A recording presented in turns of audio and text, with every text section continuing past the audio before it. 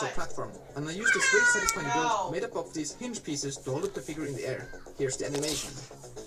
Front flips and back flips seem impossible. I know they aren't impossible. There are many that can do them, but for me, they're definitely impossible. But what I can do instead is animate a Lego minifigure doing a sick flip. It's done just like the jumping animations, but the figure spins in the air. That turned out really good. Let's see if we can do a front flip as well. Not bad. Next up, I want to make a Lego figure fly, and flying is of course actually possible, if you have an airplane, but this figure doesn't. So I'm gonna animate the Lego figure defying the laws of physics by making it fly on its own, just like Superman. And we can use the same technique I used to animate the jumping animations to make the Lego figure fly. Here's the rig I used to hold up the figure fly.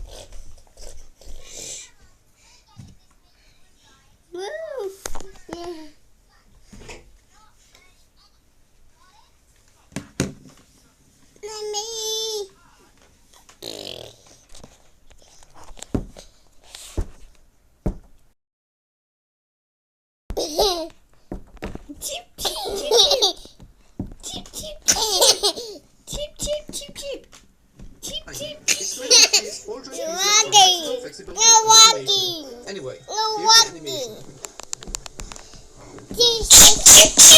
That turned out surprisingly good, and I'm not done animating flying just yet. If I pop out the arms of a minifigure and then place them like this, I can make the minifigure flap its arms. So, I made a silly little animation of the figure flying away like a bird.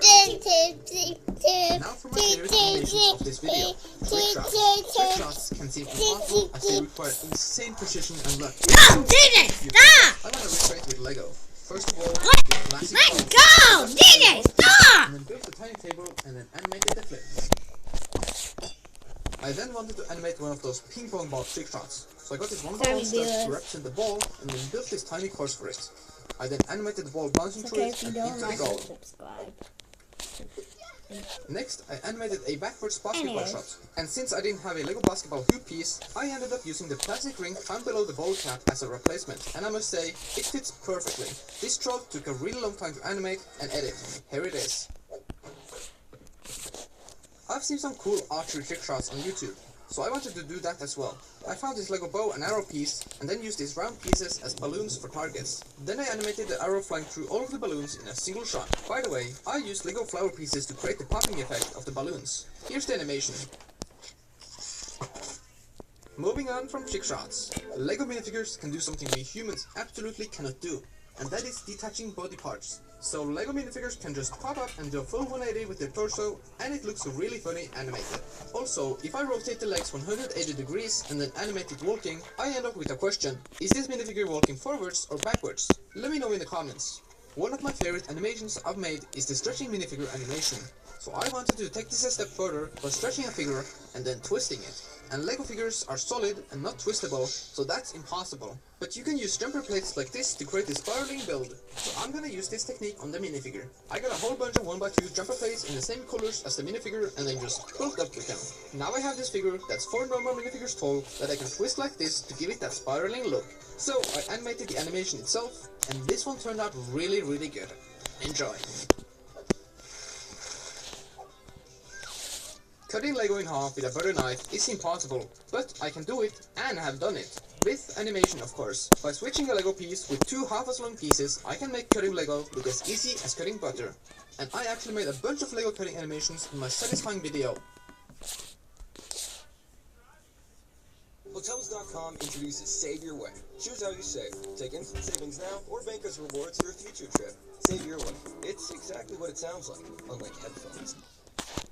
I'm a Lego animator, and in this video I'm using the most illegal building techniques to make some satisfying Lego animations. In case you don't know, illegal building techniques are ways of using Lego that put a lot of stress or sometimes even damage to pieces. Something official Lego designers avoid, but they can be used very creatively to make custom builds. And instead of using them in builds, I'll be taking them to an extreme level, using them to make some Lego animations. From bending Lego to sanding down minifigures and even melting some, I'll be putting Lego bricks through a lot today. Anyway, let's begin animating. I want to try and recreate this old animation I made, where I cut the minifigure with a knife. Except, I didn't really cut the minifigure. You see, by building two halves out of Lego bricks, I just switched out the real figure with them to make the illusion of cutting the figure. So this time, I'm going to actually cut the figure, and cutting Lego is definitely very legal. Now, turns out cutting Lego isn't easy. It took a really long time, and I actually messed up the first one. The cut was very uneven, so I took the figure apart and cut each piece separately very carefully for maximum accuracy. Now I have a perfectly split minifigure. This looks wild. Anyway, I made the animation, and it turned out a lot better than the original. Next, I want to animate the minifigure cut the brick in half, so I gave this minifigure a chainsaw and animated it, cutting the brick a little between each frame, until it was completely cut in half. For extra effect, I used the plastic bits from the cutting as shrapnel flying off. That's pretty realistic. Sometimes Lego pieces just break, and I have a lot of these older brown bricks, which are notorious for cracking. And seeing these broken parts might make you sad, but I see potential. These pieces are perfect for animating one of those karate-style board breaks. So I built a tiny Lego table and animated this minifigure slamming through it by swapping the brand new bricks with already broken ones. When played back, it looks like the figure breaks the table. I have animated Lego fake before, but to make it illegal, so for this next animation, I gave this minifigure a Lego flamethrower, but then it was a way to match the minifigure. So I went outside with a snow where it's safe and set the minifigure on fire. I burned it for I could finally animate it. For the next animation, this minifigure is gonna shoot at this wall, but instead of adding bullet holes by editing them in, I'll do it the practical way. I'm gonna add some real ones. Wait, not real bullet holes, I mean real holes with this drill. Now, turns out drilling into Lego wasn't as easy as I thought. I first tried this tiny drill, but that took forever and I couldn't get a good hole. So I got this bigger drill, which finally managed to break through. I used this transparent orange piece attached to the tip of the gun to simulate muzzle flashes. I then drilled the holes between each shot while animating, and the result ended up looking pretty awesome. Now I'm left with these bricks that look like Swiss cheese. And yeah, I could have just used this 1x1 technique tricks with holes in them, but that wouldn't have been as fun. And it doesn't work with minifigures at all, so drill it is. I made this hole in a minifigure, and now I can animate a bullet go through it. That's a good hole. And I used these ice cream pieces for the smoke coming from the gun. Looks pretty good. Normally, to make a Lego minifigure swim, you just remove the legs and put it on a blue base plate. Very simple. But what if you want the figure to sink? Well, that's a bit harder to achieve. The only pieces you can remove are the legs and the torso, which makes the figure sink very fast when animated. But what if I wanted the figure to sink slowly, like in quicksand? Well, this minifigure foolishly stepped on some, and I have an illegal way to make it slowly sink. I got some sandpaper, and by sanding the bottom of the figure, I can make it look shorter, or like it has sunk into the quicksand. I then do this a tiny bit between every picture, until we have no more minifigure. When played back, it looks like the figure just disappears down into the mud. This is what was left of the figure, just a bunch of Lego dust, like it got Thanos snapped, which, by the way, got literally everywhere. Also, the sanded down minifigure is really funny. And normally the movement of a Lego head is very limited, you can only spin it. But if you pop off the head and get some sandpaper, you can sand down the neck part until it's just a tiny nub. This no longer restricts the movement and lets us animate way more moves than you normally could do. Now I can animate the head tilting to the sides, nodding in agreement, or even bopping it to music. I also sanded down the attachment points on the legs, so now with both the torso and legs sanded, the figure is no longer restricted in how we can move, and we can animate the figure to do funky moves like this, or this. Also, the miniature is barely sticking together at this point, so I use sticky tack to hold it together.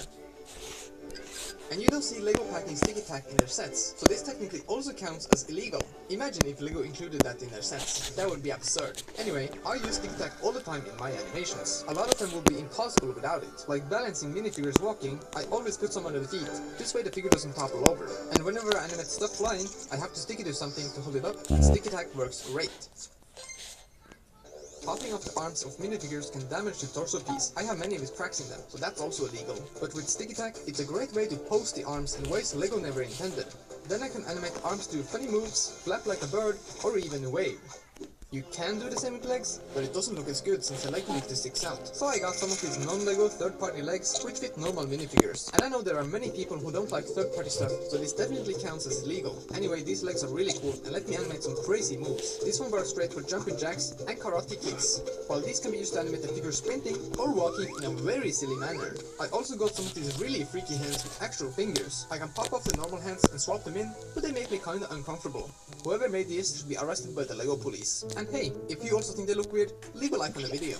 When I was a kid, I would sometimes draw on Lego, and these lines are still on some of my older bricks. It just doesn't come off, so this is definitely illegal. Also, when animating a figure paint a wall, you can just switch out the bricks with a different color, but this doesn't work when writing stuff or drawing anything complex. But if I draw on the Lego bricks with a Sharpie, I can write anything while animating. So I set up a canvas and gave this minifigure some spray paint, and now I can animate the figure do sweet art. That's pretty satisfying. Oh, and you should do what the wall says. Another very illegal thing to do is erasing prints off of Lego bricks. So I got an eraser, and with it I actually can remove the prints from this minifigure head. I erased parts of the eyes so they look closed, and if I swap it with a normal head in an animation, it looks like the minifigure blinks. I can also erase the entire face and then draw a brand new one using a marker. It looks a bit janky, but in a good way. And I drew a bunch of different variations so I can animate different expressions, just like in the Lego movie, but now in real life. Anyway, we have happy, sad, and confused. That's pretty cool. Have you ever tried bending a Lego piece? Well, normal Lego bricks are impossible to bend, but these Lego plates are thin enough that with enough force, you'll be able to bend them. That's so illegal. So how can I use this in an animation? I thought of diving boards and how they bend when you jump on them. So I built this Lego diving board, and I want to animate it bending like a real one when a minifigure jumps on it. I then built the rest of the swimming pool, adding some nice details like one of those wet floor warning signs. Once the minifigure was dressed properly for the occasion, I could begin animating. So to animate this like a diving board, I just bend it a little bit between each frame. And I need to put a lot of pressure to make it stay bent, otherwise it just bends right back. Once I was done animating, the piece was unfortunately very damaged. At least the animation ended up looking really great.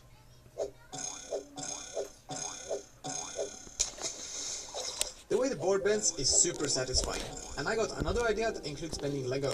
This is a Lego pool noodle, but it doesn't bubble like a real one, so I want to try to animate it to look like it's wobbling around by bending it. I thought I would have to use a lighter to melt it to make it softer, but it turns out I can very easily just bend it with my fingers. So I then animated it, and it actually turned out pretty good. This piece is also used for Lego lightsabers, so I also animated one bending.